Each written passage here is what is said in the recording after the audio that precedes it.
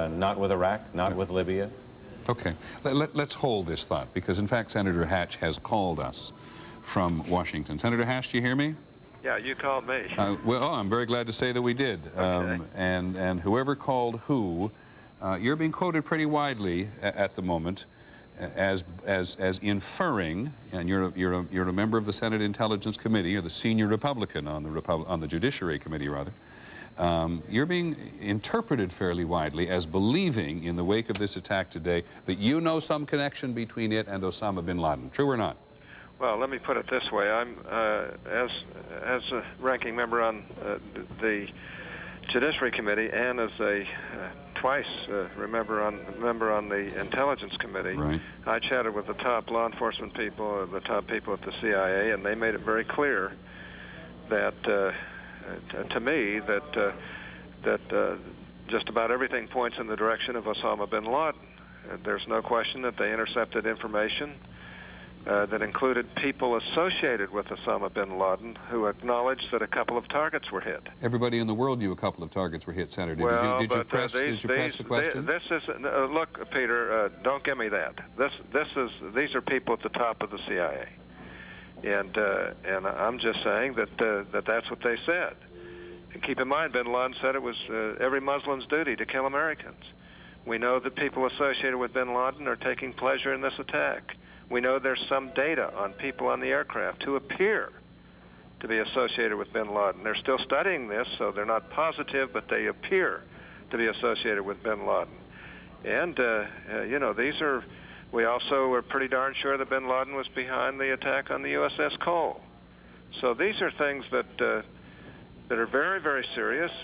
Almost everything points to them, and it's a serious situation. Yeah, I don't mean, Senator, to underestimate the potential of Mr. bin Laden. We're just trying to get at what you know today.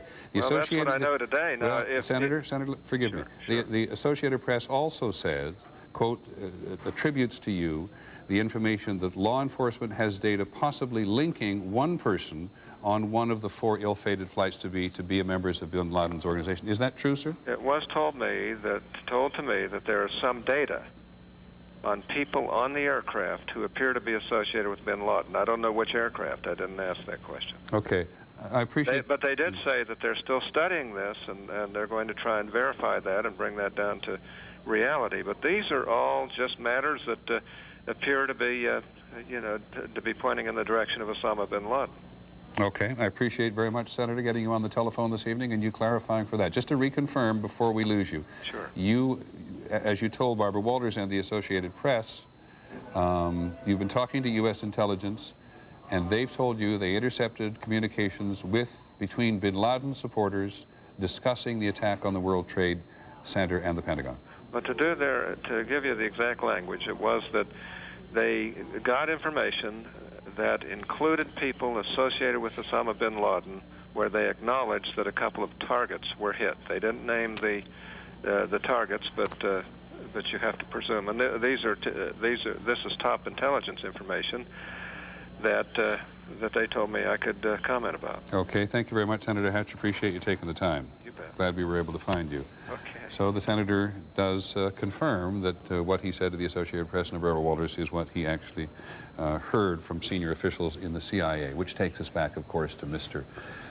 bin Laden. And there has been no one in the history of international terrorism who's been more elusive, who has stymied the United States to any greater degree. And we were talking just a minute ago about ABC's John Cooley, who's covered intelligence on the ground throughout the Middle East.